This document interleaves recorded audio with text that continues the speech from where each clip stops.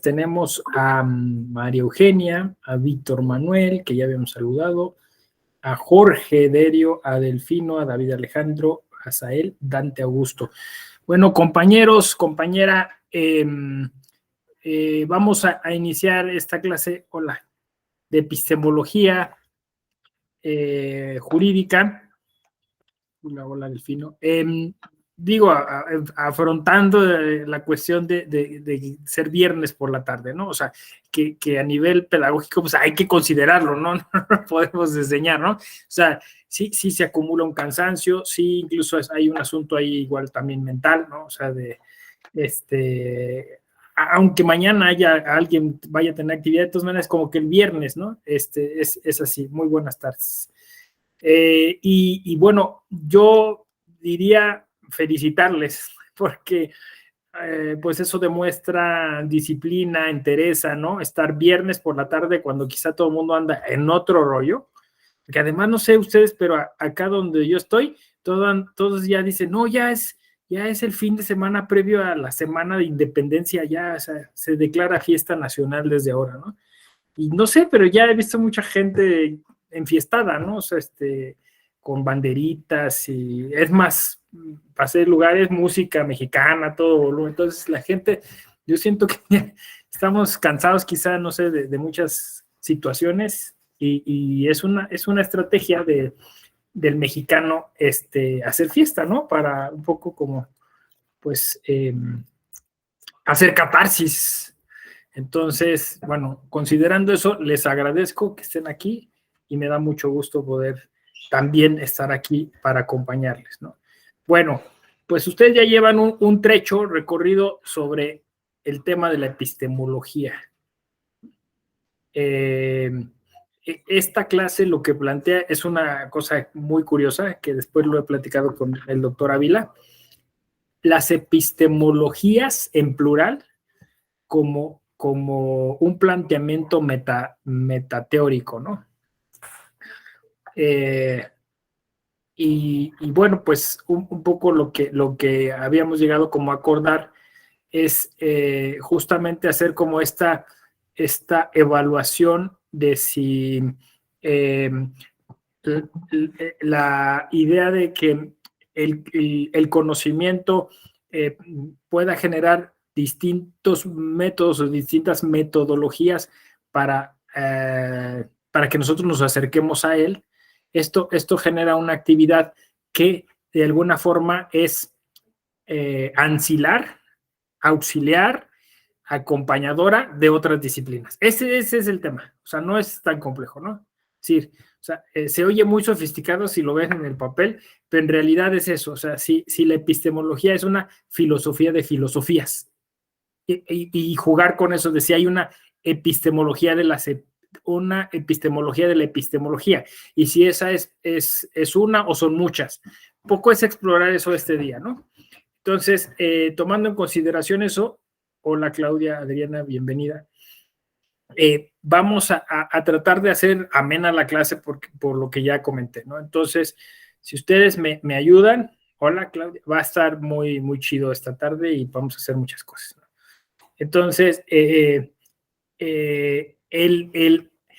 arte de acercarse a conocer otras cosas, eso supone un conocimiento más allá del conocimiento. O sea, y estas formas de acercarnos o sea, a hacer filosofía de la filosofía, epistemología de la epistemología, tiene diversas connotaciones, matices, o es una sola manera, ¿no? Todos conocemos del mismo modo, sí o no. A ver, vamos a empezar con un pequeño ejercicio, si se puede. Si nos lo permite el tío Meet. Tío Meet, permítenos hacer este ejercicio. Bueno, lo voy a correr y al volver platicamos de todas las implicaciones que tiene este video.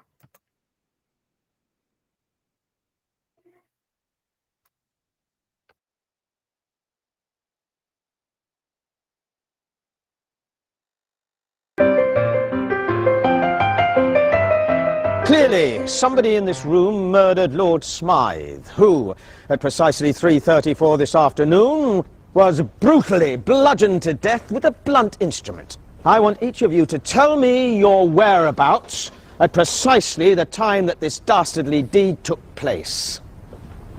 I was polishing the brass in the master bedroom. I was buttering his lordship's scones below stairs, sir.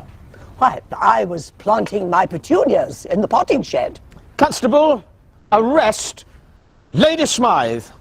But how did you know? Madam, as any horticulturist will tell you, one does not plant petunias until May is out. Take her away. That's right, madam. It's just a matter of observation. The real question is, how observant were you?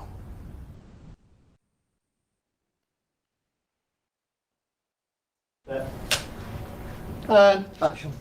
Clearly, somebody in this room murdered Lord Smythe, who, at precisely 3:34 this afternoon, was brutally bludgeoned to death with a blunt instrument. I want each of you to tell me your whereabouts at precisely the time that this dastardly deed took place.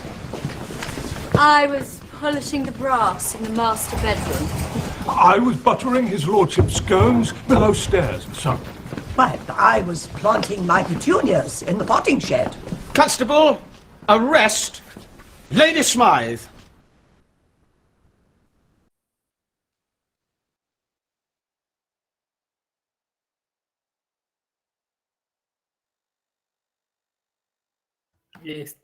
¿Los vieron? ¿Alguno? ¿No todos los cambios? No. Imposible, muy difícil. Me gusta esta frase, ¿no? O sea, es muy difícil observar algo de lo que no estás atento. Dante, adelante. Buenas tardes, profesor, compañeros, compañeras. Sí, efectivamente, no, o sea, creo que es muy difícil encontrar algo que no buscas, ¿no? O sea, eso yo lo resumí de esa manera, y efectivamente digo, yo creo que si nos hubiera dicho desde el principio va a haber cambios, todos estaríamos muy atentos a qué está cambiando, qué se está moviendo, pero creo que el conocimiento pasa enfrente de nuestras narices y a veces no lo vemos, ¿no? El mundo cambia constantemente y si no estamos atentos, no nos percatamos de lo que está sucediendo, de la ciencia, o bueno, pues de todos los acontecimientos. Entonces creo que es un ejercicio muy interesante, una reflexión también muy interesante de que al menos como juristas debemos estar siempre atentos a todo lo que está pasando. Gracias, Dante. Exacto. O sea, exacto. Vamos a irnos por partes, ¿no? Entonces, la epistemología se nos presenta como una reflexión sobre cómo conocemos, ¿no? Y este ejercicio sencillo que pueden encontrar muchos en la red que se llaman ejercicios de concentración, ¿no? Lo que lleva a demostrarnos es justo lo que acabas de decir, Dante, ¿no? Que nosotros tenemos de alguna forma una predisposición para conocer ciertas cosas. Entonces, esta ilusión, falsa ilusión de conocimiento, digamos, integral u holístico, es muy difícil, ¿no? Es decir, llegamos a conocer solo algunas partes de la realidad que se nos presenta, incluso la que tenemos delante. Esto pues, tiene muchas explicaciones desde las distintas disciplinas. Me parece que la epistemología engloba todas ellas, las articula y especula sobre ello. Pero a ver si se logra percibir la hipótesis que quiero trabajar con ustedes, ¿no? Sí, la epistemología, que tiene muchos años, mucha prosapia como rama de la filosofía, llega a nosotros de una manera renovada a través de lo que llamaríamos hoy las neurociencias. Entonces, ese tratamiento metateórico hoy se hace hiperpráctico. O sea, lo que nos planteaba Raúl Ávila aquí se vuelve sumamente interesante porque no es algo sobre lo que vamos a especular, sino es algo sobre lo que vamos a atender a propósito de nuestra actividad del día a día, ¿no? Es decir, qué capacidad tenemos para concentrarnos y para atender a los detalles, ¿no? Lo decías muy bien, Dante, o sea, si nos hubieran advertido, ¿no? Y entonces aquí ya empieza lo interesante. ¿Por qué pensamos lo que pensamos? ¿Por qué hacemos lo que hacemos? ¿Por qué conocemos lo que conocemos? ¿No?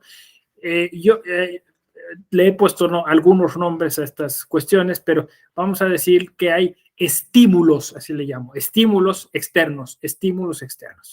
Esos estímulos externos, como su nombre lo indica, nos levantan la mano, llaman nuestra atención, nos dicen, ¡hey, mírame!, ¿no? Y entonces hay unos que nos llaman más la atención que otros, ¿no? Y aquí surgen muchas preguntas, ¿no? ¿Por qué entonces, si ya aceptamos que nuestro conocimiento es parcial, por qué hay unas cosas que conocemos mejor o que nos interesa conocer más, ¿no? O sea, ¿por qué es que hay como una especie, esto los griegos le llamaban ejercicio heurístico, lo dijiste muy bien, es un ejercicio de búsqueda, estamos buscando. Entonces la epistemología se convierte en un arte de hacer preguntas, y de buscar respuestas.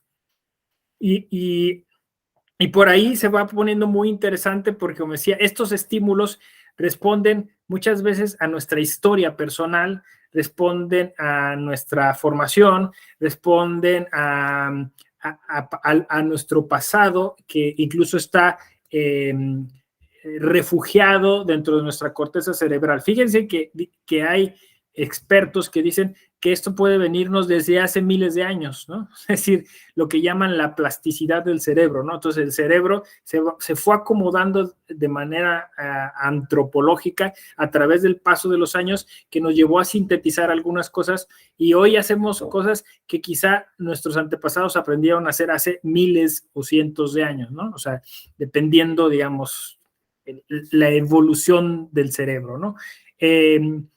Esto es justo, o sea, la epistemología hoy no sé, pero yo la hago coincidir con esta vida del cerebro. A ver, cerebro. La vida secreta del cerebro. Se llama la obra de esta Lisa Feldman Barrett. La vida secreta del cerebro, ¿no? Entonces, en este libro nos cuenta ella justamente cómo es un libro bien choncho, es más, tiene una parte dedicada al derecho, que es interesante, ¿no? O sea, ¿por qué tenemos este condicionamiento social y entonces imitamos o copiamos conductas que otros tienen, creyendo que eso pues nos hace participar de la vida de un grupo, ¿no? Bueno, entonces estos estímulos los elegimos y hay quien le gusta más un color o hay quien le llama la atención más por una posición en la que está situado el objeto de conocimiento, pero no solo eso, además esa realidad que está afuera y que se conoce no es una realidad que se mira o se lee de manera plana, ¿no?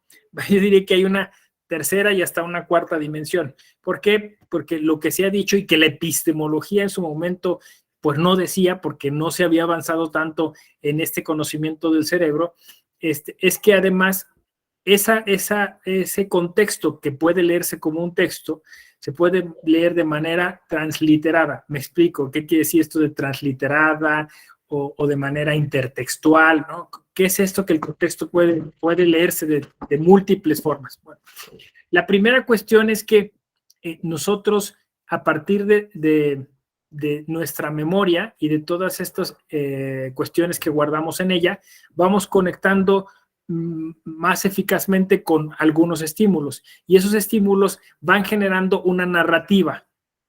Esto es lo que hoy llaman el storytelling. O sea, es decir, literalmente nos contamos una historia a nosotros. Una historia que a nosotros nos hace sentido. ¿Sí? Más o menos. Y entonces, ustedes saben, o sea, es lo que pasa en la escena que vimos, ¿no? O sea, nosotros seguimos un poco al narrador. Fíjense, juegan con nosotros, porque tú lo ves con una chaqueta, ves a un policía, no sé qué, y entonces, y ves un cuerpo, de inmediato asocias un homicidio y la gente con una especie de armas delante, ¿no?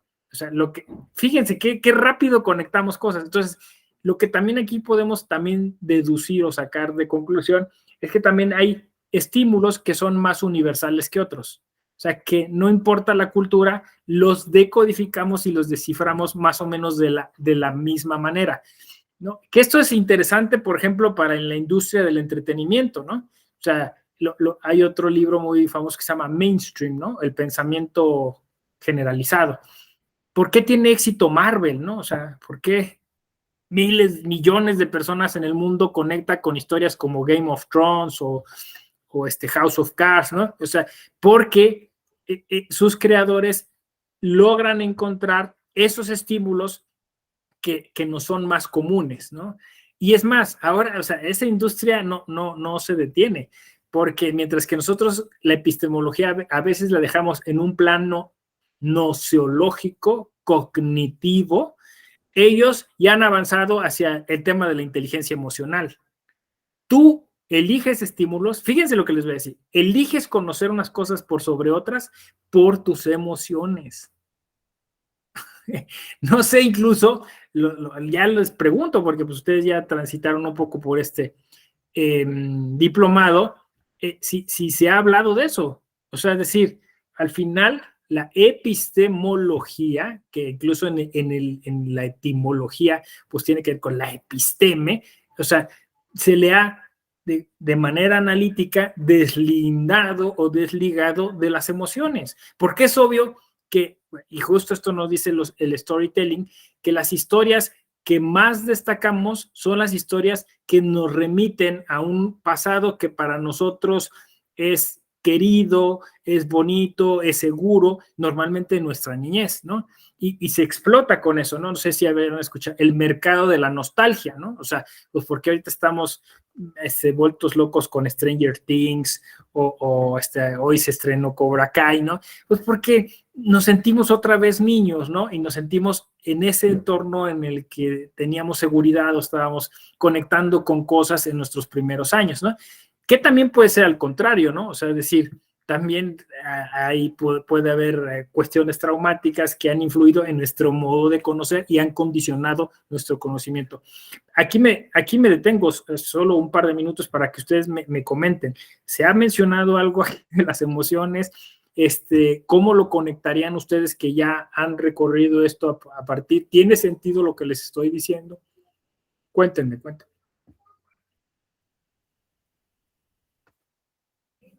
Ahora sí que lo que les venga así de bote pronto, ¿no? Sí, Dante, adelante. Gracias. Sí, justamente estaba escribiendo, pero justamente dio el uso de la palabra. Alguna vez algún psicólogo me comentaba que difícilmente podemos hablar difícilmente podemos hablar de lo que no conocemos y nos identificamos con las historias, o más bien nos atraen las historias con las que nos identificamos. Usted hablaba quizá de las historias más bondadosas de nuestro pasado, pero incluso también las traumáticas, las complejas, ¿no? Justamente también en alguna ocasión debatía o platicaba con alguien que hay, si nos fijamos en la historia de la música, digamos, más la moderna la más moderna, casi no existen canciones de amor, realmente existen canciones de desamor, y la mayoría de las personas se identifican con las canciones de desamor. Entonces, pero, y así como esas canciones con cualquier tipo de canción, ¿no? De amor, de felicidad, de un ida al parque, no sé, psicodélicas. Entonces, quienes han experimentado todas esas emociones se identifican y les gusta quizá esa canción, o una pintura, una historia, una obra de teatro, un libro. Entonces nos identificamos con lo que conocemos. Entonces creo que al final, justamente también cuando estaba usted en su exposición, yo hacía la analogía con una prueba testimonial. Cuando uno llega a la prueba testimonial, por ejemplo, en mi despacho, vamos dos personas, una que está atenta a las preguntas y otro que está atento a todo lo que no podemos ver. Si el testigo se movió, si el abogado le está pasando las respuestas. porque hay muchas cosas que no vemos. Entonces, todo eso, todas esas expresiones o situaciones bien comunicadas, es decir, en un equipo, en una testimonial, puede ayudar a conocer mejor la narrativa, como usted decía, ese storytelling, si ese storytelling tiene coherencia, congruencia, y sobre todo tiene relación con una litis, ¿no? Entonces, sí me parece muy interesante este acercamiento a la epistemología. Gracias. Sí, o sea, creo que diplomados como este tienen un doble objetivo, ¿no? O sea, una es ir recorriendo los contenidos que se proponen en el programa, pero también a la par, por eso es metateórico, ¿no? Vas definiendo qué cosa es la epistemología, ¿no? Y la vas aplicando. Entonces, en este momento ustedes están haciendo conexiones, ¿no? O sea, ¿dónde puedo aplicar esto, no? Y entonces dices, claro, sí, exacto, podría aplicarlo a lo que le llaman psicología de la prueba, que es un tema que se tiene que explorar. Lo que pasa es que los abogados y abogadas luego nos cuesta trabajo adentrarnos en esos temas, ¿no? Pues ¿cuántas veces nos hablaron de emociones? Pues casi nunca, ¿no? Dice aquí Claudia, el ser humano es emotivo antes que ser racional. Claro, entonces, si hay una dimensión emotiva del ser humano, ¿por qué no considerarla? Y ahora seguro les plantearé la duda. ¿En cuántos espacios del derecho no se apela a las emociones? En sentido negativo y en sentido positivo, ¿no?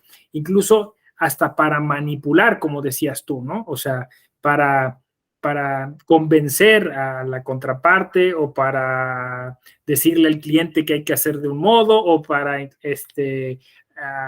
hacer mella en el juez, ¿no? O sea, pues siempre, ¿no? Y llama la atención que en nuestra formación no nos hayan explicado cómo funcionan.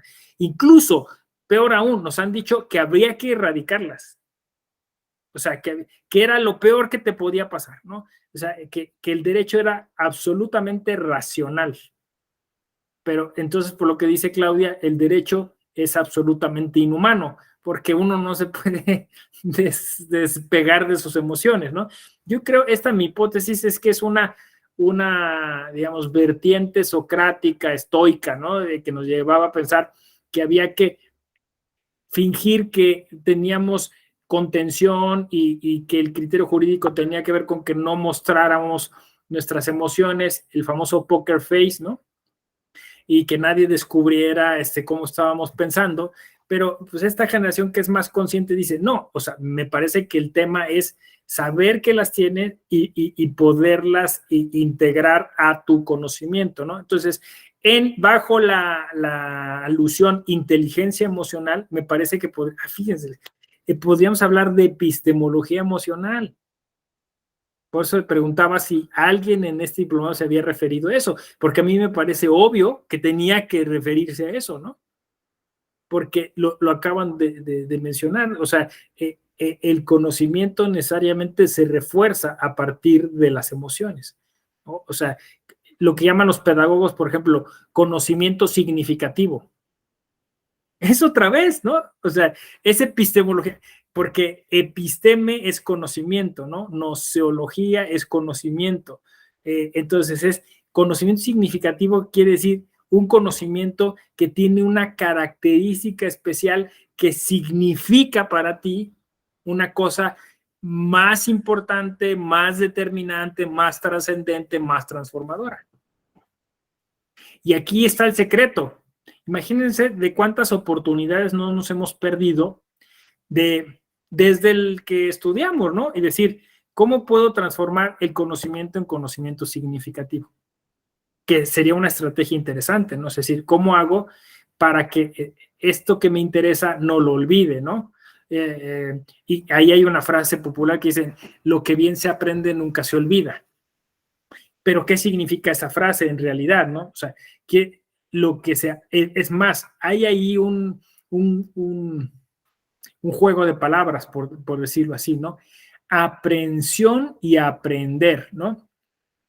Que pues es casi la misma palabra, solo cambia por una letra, pero que, digamos, en la raíz etimológica tendría que ver con el tomar, asimilar, ¿no?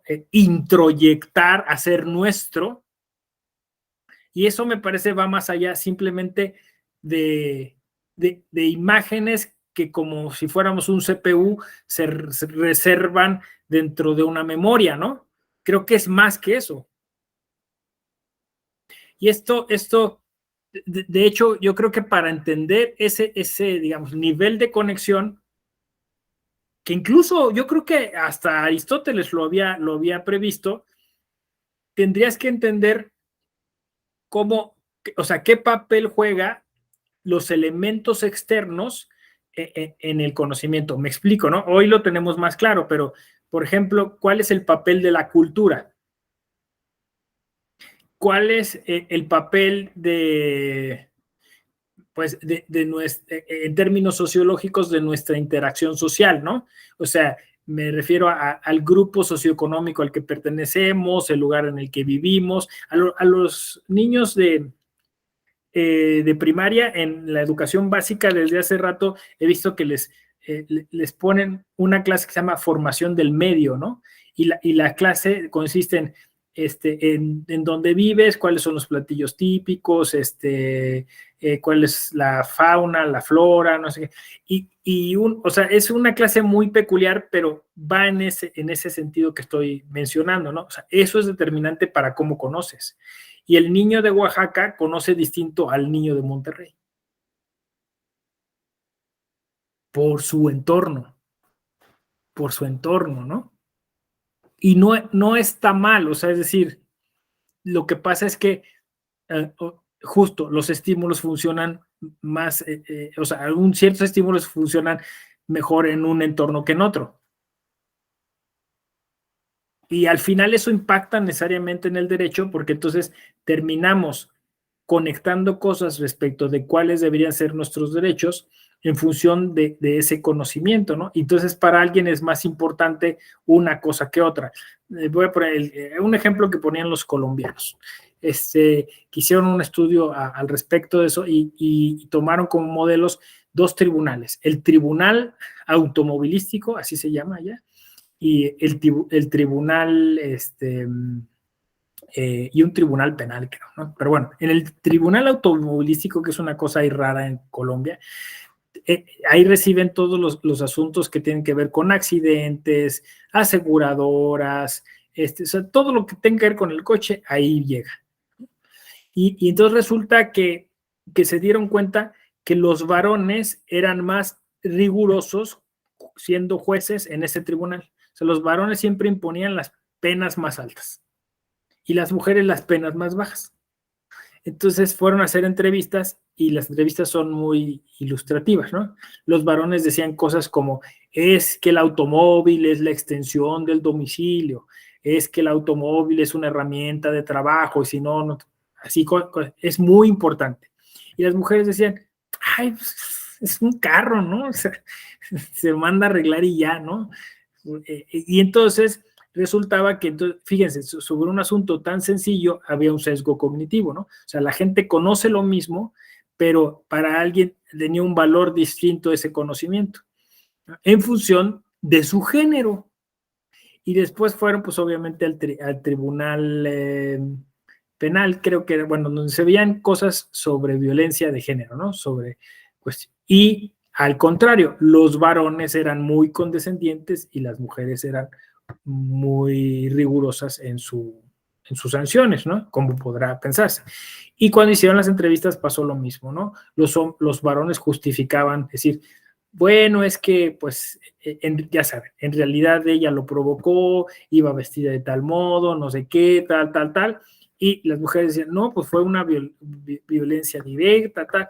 Entonces descubrieron, pues, una cosa que parecía obvia, pero que no la tenemos tan conscientemente, tan explícitamente identificada, que es que los géneros le damos más valor a unas cosas que otras, ¿no? Y que eso puede incidir en nuestra manera de seleccionar qué conocemos y a qué le damos valor dentro de ese conocimiento, ¿no? Vamos a decirlo así, que esto creo que se podría denominar mente selectiva, ¿no? O sea, tenemos una mente selectiva. Y claro, esto pues genera muchas preguntas, ¿no? O sea, es decir, porque el derecho se presume objetivo, neutro, racional, ¿no? Pero si entonces la epistemología emocional cuenta, entonces, ¿qué vamos a hacer? O sea, ¿qué vamos a hacer? Porque entonces sí hay un tema ahí, vamos a decirlo, de riesgo en las decisiones que se toman dentro del mundo jurídico, porque pues se toman a partir de justo esta constatación de nuestra mente selectiva, ¿no? Entonces, bueno, lo interesante, digamos, de todos estos ejercicios contemporáneos que no tienen límite porque se convierten en ejercicios multidisciplinarios, o sea, es decir, tú puedes ir como ya lo he hecho ahorita, fuimos a la antropología, lo de leer los contextos es un asunto antropológico, fui a leer prácticas, por ejemplo, ¿no? ¿Cómo se leen las prácticas? Creo que Dante lo adelantó un poco, ¿no? Los gestos, ¿no? Hay un lenguaje corporal, o sea, tú podrías llegar a descubrir lecturas, decía yo, que están intertextuales, o sea, que están más allá de lo evidente, que es lo que pasó con el ejercicio que hicimos al inicio, si logras forzar a tu cerebro a mirar otras cosas a las que no está acostumbrado a mirar, ¿no? A ver si me explico. O sea, puesto que ya descubrimos que necesariamente tenemos sesgos cognitivos, entonces el chiste es empezar a hacer ejercicios para tratar de mirar más ampliamente, de mirar más integralmente, ¿no? Por ahí, por ejemplo, se dice que justo esta plasticidad cerebral ha llevado a que los géneros conozcamos, como dije yo, de manera selectiva, ¿no? No sé si han escuchado esto de que las mujeres son capaces de concentrarse en muchas más cosas que nosotros. O sea, que los varones nos cuesta trabajo y solo nos concentramos en una cosa. Y según los arqueólogos, los antropólogos, esto se debe a los roles, ¿no? Es decir, bueno, hay quien lo remonta incluso hasta tiempos muy remotos, cuando las mujeres recolectaban y los hombres cazaban, ¿no? Entonces, la mujer tenía que seleccionar entre una gran variedad de fruta, por ejemplo, para saber si estaba podrida, si estaba hecha a perder, si estaba gusanada, ¿no? Entonces tenía que tener una capacidad, pues, de mirar muchas cosas, y el hombre se tenía que concentrar para cazar, pues, en un objetivo, ¿no? En agazaparse y cernirse sobre su presa, ¿no? Entonces son actividades que a la postre, digamos, nos hicieron conocer de manera distinta, ¿no? Luego, por los roles que socialmente nos asignamos y que hoy, pues, justo estamos tratando de revertir, las mujeres se les asignó el rol de cuidado. Entonces, una mujer tenía que tener cuidado de los hijos, de la comida, de los animales que estaban pastando, tal. Entonces, todo eso le hizo tener más capacidad de concentración, o sea, de concentrarse en muchas cosas a la vez, ¿no? Que luego eso, pues, cae, como dije yo, en el cliché o ¿no? Ya sabes, es que las mujeres van manejando, hablando por el celular, se van pintando, ¿no? La pestaña y van pintándose las uñas, todo al mismo tiempo y lo logran hacer, ¿no? Bueno, como he dicho, los roles cambian y ahora también al varón se le incluye en las cuestiones de cuidado, pero lo cierto es que ustedes intenten hacer ese ejercicio, intenten concentrarse en varias cosas a la vez y van a ver que se puede. O sea, la cuestión está en que justo como nos movemos por inercia, pareciera que conocemos siempre del mismo modo, pero podemos llegar a conocer de otros modos. Eso es lo interesante. Entonces, básicamente es como tomar conciencia de qué es lo que más te llama la atención. Pero yo diría, y si eso que te llama la atención, como dijo antes, te hace enojar o te genera alguna gratificación interna, ¿no? Entonces, si tú dices, mira, esto me hace sentir bien, pues entonces le ponemos palomita y cuando nos sintamos frustrados, enojados, deprimidos, pues lo utilizamos como un antídoto, ¿no? Y viceversa, ¿no? Cuando identificamos que hay cosas que nos hacen enojar, entonces tú te anticipas y generas un método para, antes de que te enojes, poderte apartar de ese objeto, de esa situación que te hace enojar, ¿no? Entonces yo creo, fíjense, lo que estoy tratando de construir aquí, es que si la epistemología es un conjunto de saberes que tienen como finalidad poner al servicio de nosotros el conocimiento y la forma en la que conocemos, entonces sí es un planteamiento metateórico, no sé cómo decirlo, o sea, que está más allá, ¿no? O sea, que está más allá de todo eso y funciona, pues eso, como una especie de articulador, o sea, de conocimiento articulador sobre el conocimiento. ¿Sí? O sea, aquí estamos viendo cómo es que conozco, ¿no? Y estamos haciendo pruebas y reflexiones sobre si podríamos llegar a ampliar nuestra capacidad de conocer más. Y fíjense que esta generación está apostándole a eso, porque cuando hablamos de inclusión, por ejemplo, pues es eso, o sea, es que yo solo conocía la forma, o sea, una forma de practicar el derecho. Con la interculturalidad dices, pues voy a conocer otras formas, ¿no? Yo solo concebía una forma de mirar, por ejemplo, algunas de las instituciones del derecho, pero parece que para las mujeres hay otra forma de acercarse a esas mismas instituciones del derecho, ¿no? Y es lo que llamamos perspectiva de género. Entonces, de alguna forma, aquí les pongo un reto, ¿no? Que se las pregunten a sus próximos profes y a sus próximas profes, ¿no? ¿Cuál sería la relación, si es de sinonimia o es de antinomía o cómo es la relación entre perspectiva y epistemología? Así, de maldad, el próximo que venga aquí, el lunes, dicen, oiga, profe, ¿cuál sería la relación entre perspectiva y epistemología? Sí, y ustedes igual, pues si quieren, vayan haciendo el ejercicio propio, ¿no? Pero, porque si se fijan, perspectiva es una metáfora que tiene que ver como la epistemología con la vista o la observación, ¿no? O sea, cuando decimos en pintura, tu perspectiva, o sea, es decir, a ver, es como decirle al pintor, ¿dónde te paraste?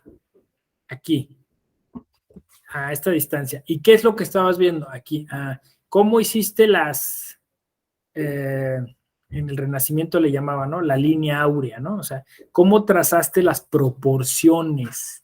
Fíjense, la perspectiva trata de proporciones, ¿no? O sea, ¿cómo hiciste que equivaliera una realidad que tiene otra dimensión y tiene otras medidas para ajustarlo a esta medida, ¿no? Y si hiciste un trabajo de interpretación, que muchas veces dentro de esta consideración metateórica de la epistemología, eso se lo asignamos a la hermenéutica, ¿no? O sea, el pintor hace un trabajo de traducción, de interpretación, ¿no? Y en muchos espacios hay este ejercicio, ¿no? O sea, es decir, hay un trabajo de traslación. Se traslada algo a un tipo de representación, ¿no? Entonces, a veces, muchas veces, el conocimiento está representado. Fíjense la palabra representado. Es presentado, o sea, es decir, vuelto a presentarse. ¿Sí? Más o menos. O sea, porque puedes hacer el ejercicio de, este es el cuadro, este es el entorno que se pintó, ¿no? O este es el fondo que pintamos, este es el paisaje. Pero muchas veces puedes no tener el paisaje delante, que es la mayoría de veces, y tú ves el cuadro y puedes imaginarte. Y aquí es lo interesante. Además hay muchas técnicas, ¿no? Incluso abstractas.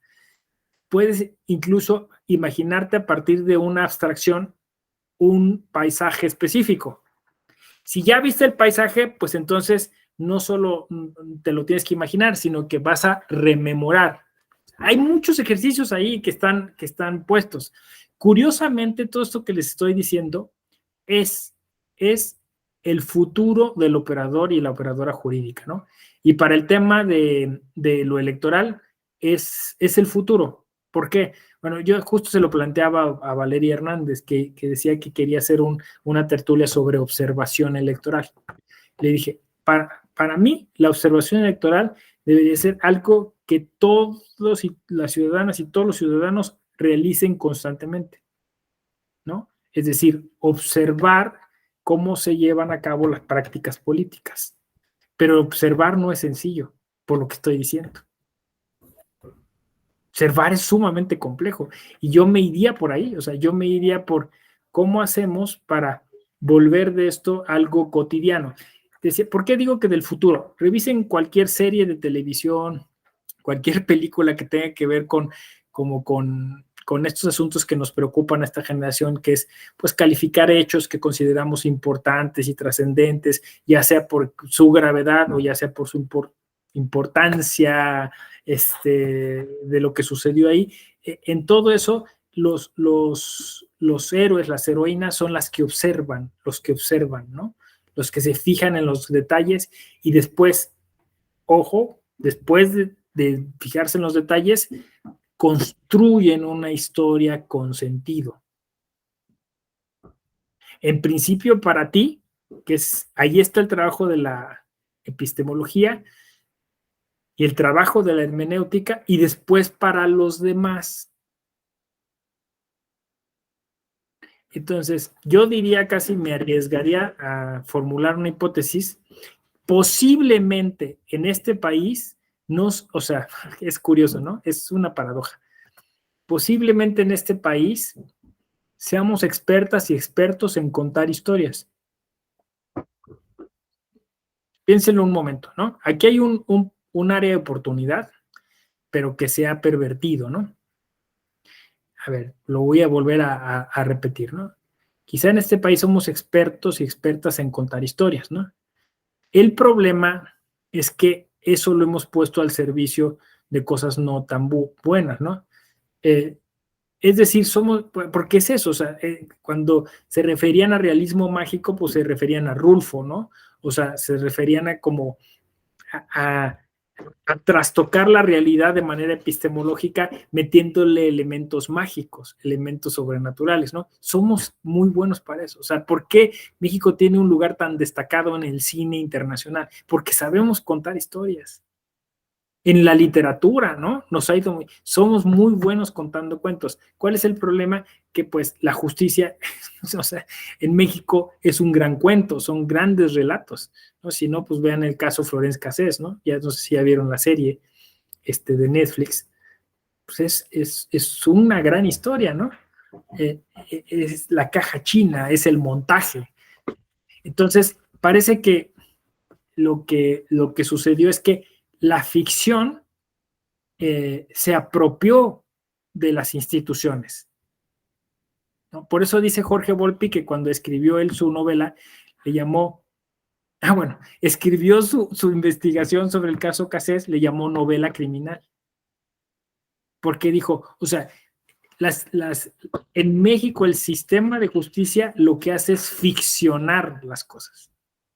Constantemente está contando historias, ¿no? Entonces, puesto que todo eso es ficción, yo a mi ficción le llamo realidad, pero le coloco el término novela, ¿sí? Más o menos. O sea, hay una delgada línea, no sé, pues ustedes habrán escuchado esa frase que dice, la realidad supera la ficción. En México eso pasa, ¿no? O aquella anécdota de que Salvador Dalí no quería venir a México porque no soportaría conocer algo más surrealista que él, ¿no? Entonces, que alguien podría ver esto en términos peyorativos, yo lo veo como un área de oportunidad. O sea, si somos buenos para eso, bueno, pues vamos a darle un tratamiento, vamos a hacerlo de manera consciente, pero con sí, o sea, con ética, con responsabilidad social. O sea, ese es como el planteamiento que he estado apuntalando, digamos, en los últimos años, quizá, ¿no? Por ahí iría, ¿no?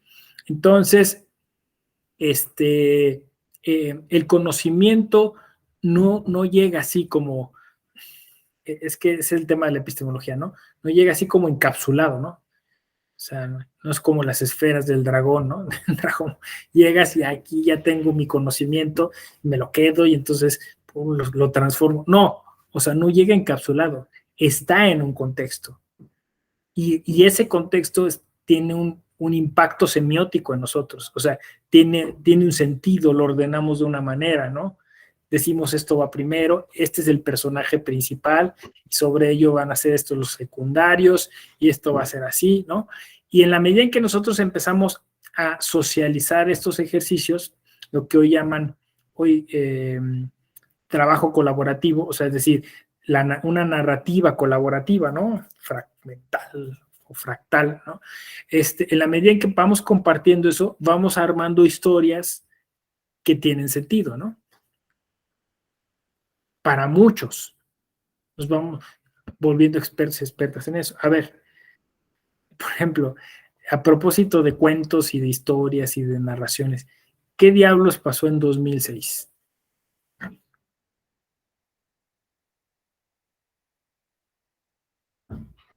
O sea, obviamente mi pregunta es absolutamente provocadora, ¿no? Pero a ver, tratemos de hacer el ejercicio. Sí, Dante.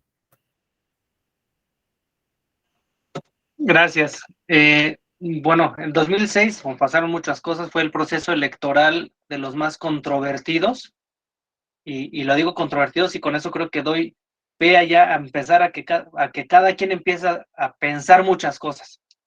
No, digo, desde mi trinchera, en esa ocasión me tocó ser consejero distrital en Coyoacán, y fue una experiencia, hace rato lo decía, creo que todos debemos ser observadores, pero el ser observador es una situación tan compleja porque nadie sabe qué observar, y todos pensamos que tenemos derechos y que sabemos que ahí hay trampa, es que lo vio, y ¿por qué lo vio? ¿Por qué le dijo? O sea, nadie sabe, digamos, si hablamos de la ciudadanía, nadie sabe ser observador, ¿no? O sea, es que ser un observador electoral, pues muchos piensan, yo voy a ver que la elección, qué sucede en la elección. Entonces, es muy complejo, ¿no? Bueno, pero desde esa trinchera que vi, obviamente estábamos platicando muchos, bueno, los consejeros, de qué estaba pasando y cómo estaba pasando y cómo iban las tendencias y cómo se revierten las tendencias y por qué se revierten las tendencias, las estrategias de los partidos, por qué hicieron unas cosas, por qué hicieron otras cosas, y lo cual deriva en muchas narrativas. Yo lo que vi en ese distrito es cómo iba ganando en ese momento el PRD, que en ese entonces el candidato era Andrés Manuel López Obrador. Iba muy bien, el distrito era Coyoacán, en la Ciudad de México, para los que no nos acompañan de otra entidad federativa. Iba ganando Andrés Manuel. De otro planeta. Era Andrés Manuel López Obrador, iba ganando y decían, no, pues es que ya ganamos. O sea, esto parece no tener reversión. Y lo que alcanzamos a percatar es que algunos, bueno, más bien los representantes de partidos del PAN que conocían o que sabían que tenían mejores resultados en sus secciones, en sus casillas, quizá empezaron a retrasar un poco la entrega de sus paquetes, ¿no? Entonces, para ver realmente cómo estaba, bueno, esa es especulación, no es algo que nos hayan dicho, ¿no? Pero de repente empezaron a llegar los paquetes con los distritos, o más por los distritos, con las secciones que había ganado el PAN, y la diferencia era pues abrumadora, ¿no? Entonces empieza a revertir la tendencia, no, o quizá no revertir, pero sí a equipararse, no a ser igual. Y eso, si lo replicas a todos los distritos, a todas las secciones, es que nos hicieron trampa. ¿Cómo de repente íbamos ganando y ya nos empataron y nos terminaron ganando por unos cuantos miles de votos? Hubo chanchullo, ¿no? Simplemente al final del día el proceso electoral, la jornada electoral es otra contienda, o sea, sigue siendo una contienda donde hay estrategia, y el que pierde de vista que hay estrategia, pues creo que puede fácilmente caer en muchas narrativas muy sencillas, como la narrativa nos hicieron trampa, nos hicieron fraude, o nos embarazaron las urnas, sembraron ¿cómo se llama? Boletas, y al final del día el voto por voto, casilla por casilla, casi se hizo con todas las casillas. Y de hecho el miércoles siguiente, que es el del día de elección, pues es la apertura de paquetes que traen incidencias, conflictos, y al menos en nuestro distrito se abrieron casi el 90%, y en la cual no hubo cambios, y los cambios que hubo fueron a favor, por ejemplo, en ese caso del PAN, y las actas las firmó el representante del PRD, del PT, o sea, donde sí se daba fe de que hubo errores y eran a favor del partido que no les favorecía. Entonces, para mí ese ejercicio, vivir esa experiencia fue muy esclarecedora sobre las narrativas políticas que se generan, y por qué, ¿por qué el presidente dice eso? Y si uno a veces no conoce, dice, pues es que tiene razón, nos está cuidando, o nos está digo, para no hablar bien o mal, ¿no? O sea, uno va teniendo, y lo que lo que usted hablaba hace rato, conforme a nuestra experiencia, acomodamos lo que escuchamos o lo que vemos a una realidad que es nuestra realidad, ¿no? Y alguien dice, es que por lo hoy en día siguen, o sea, bueno, al menos partido Morena, cada vez que se refieren al 2006, no dejan y no pierden la oportunidad de reiterar la narrativa de un fraude electoral. Esto es generar narrativa, y refuerzan, y que nos opinan lo mismo, dicen, sí, es cierto, el fraude electoral, ¿no? O lo vemos más en estos días con la militarización, ¿no? Y que ya cambiaron, de hecho el presidente cambió su propia narrativa de no militarizar, dijo, cambié de opinión, y está generando una nueva narrativa. Entonces, creo que sí es muy interesante todo lo que ha comentado de cómo las experiencias van influyendo en nuestro pensamiento, cómo van construyendo pensamiento, construyendo ideas, construyendo conocimiento, pero pensaría yo que no necesariamente el que se construye un conocimiento tiene que ser verdadero.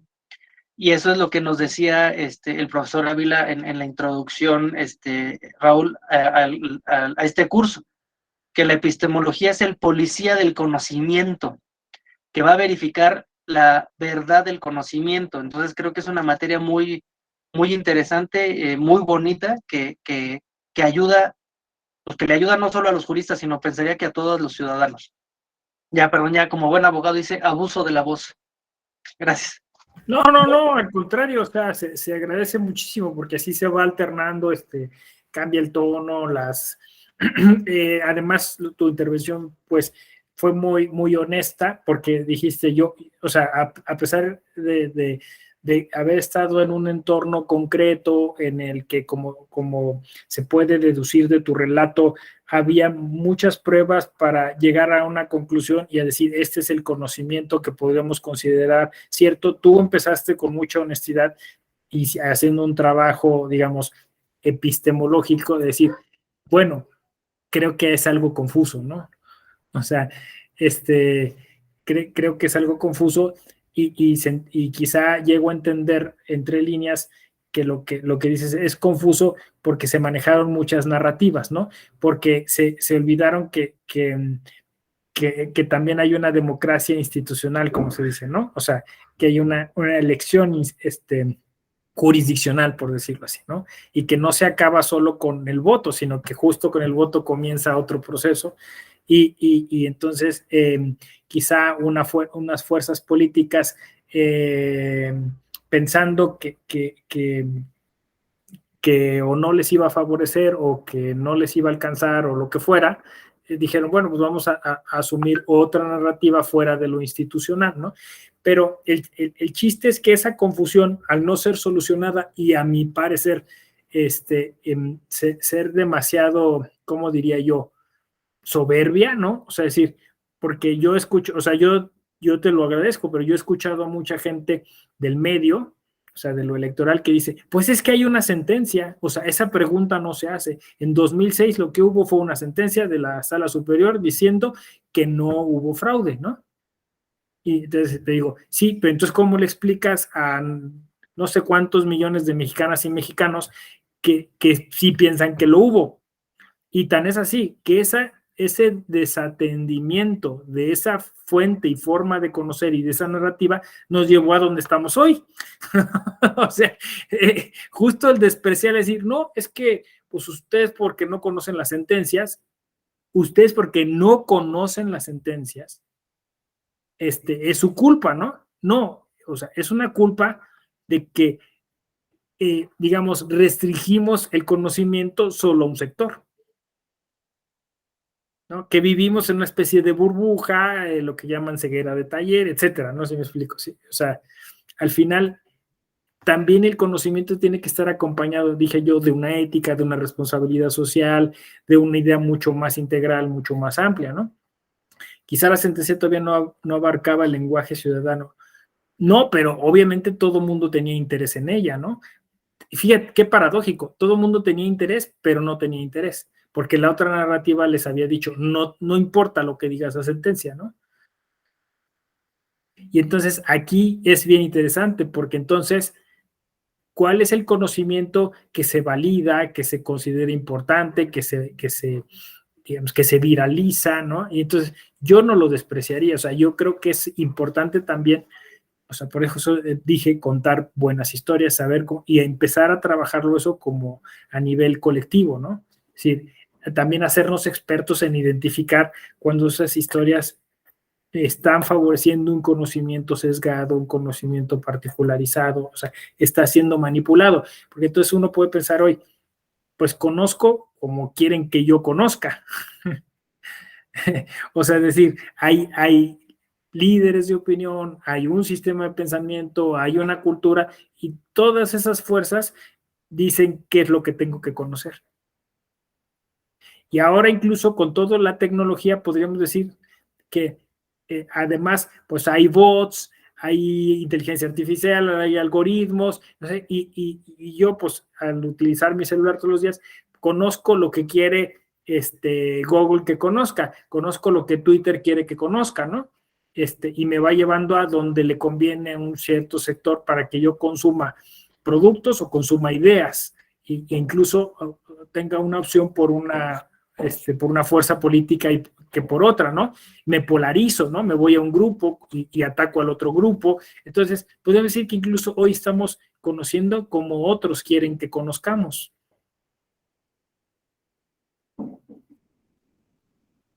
Por eso es metateórico, ¿no? Porque se pone acá, pone esta idea del policía, del conocimiento, sí, quizá, pero no es solo una labor de policiesca, ¿no? O policíaca, ¿no? Sino es también una labor, digamos, crítica, ¿no? O sea, para que no terminen manipulándote o engañándote, ¿no?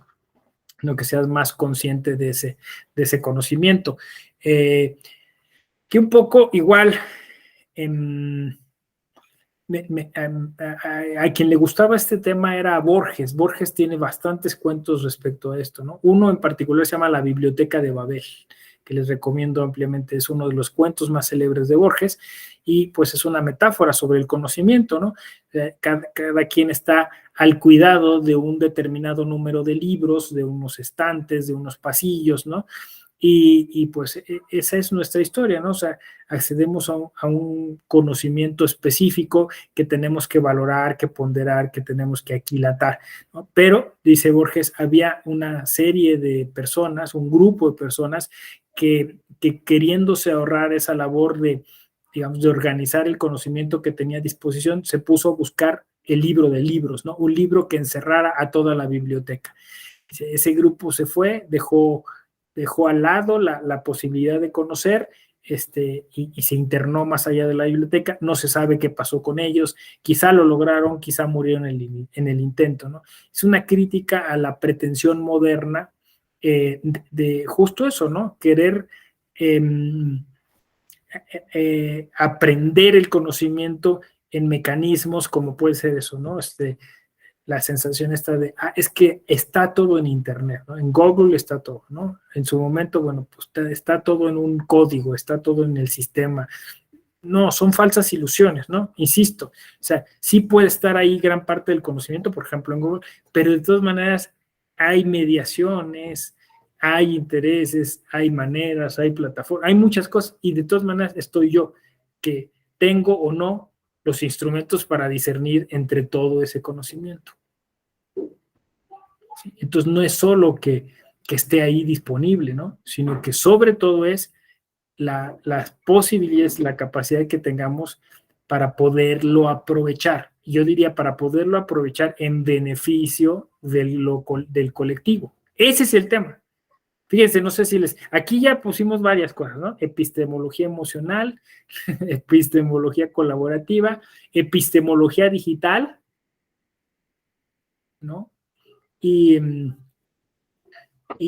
epistemología con responsabilidad social. Ahí estamos generando, ¿no? Estas conexiones, que serían como un gran marco para encerrar toda esa actividad cultural que se realiza dentro de una sociedad, ¿no? Porque si ustedes lo trasladan, por ejemplo, epistemología cívica, ¿cuáles son los instrumentos para generar cultura cívica y hacer este ejercicio, ¿no? De match entre los valores que consideramos importantes para la vida civil y la forma en que la gente accede o no a ese conocimiento? Que creo funcionaría lo mismo entre epistemología jurídica y cultura jurídica.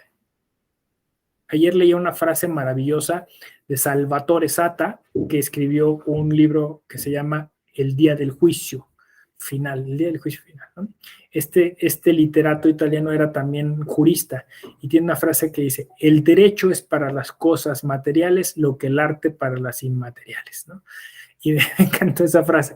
Creo que, o sea, ahí está una cosa en potencia sobre la cultura, ¿no? O sea, el derecho tiene que tener esa vocación performadora, ¿no? Esa vocación propedéutica de transformación, y creo que eso lo haría a través de una epistemología jurídica, que, como verán, no tiene que ver, o tiene que ver muy poco con descifrar la ley. La epistemología que yo estoy proponiendo es una epistemología que descifra prácticas, que descifra fenómenos sociales, que descifra el derecho como un fenómeno social. ¿Sí? ¿Les gusta la propuesta?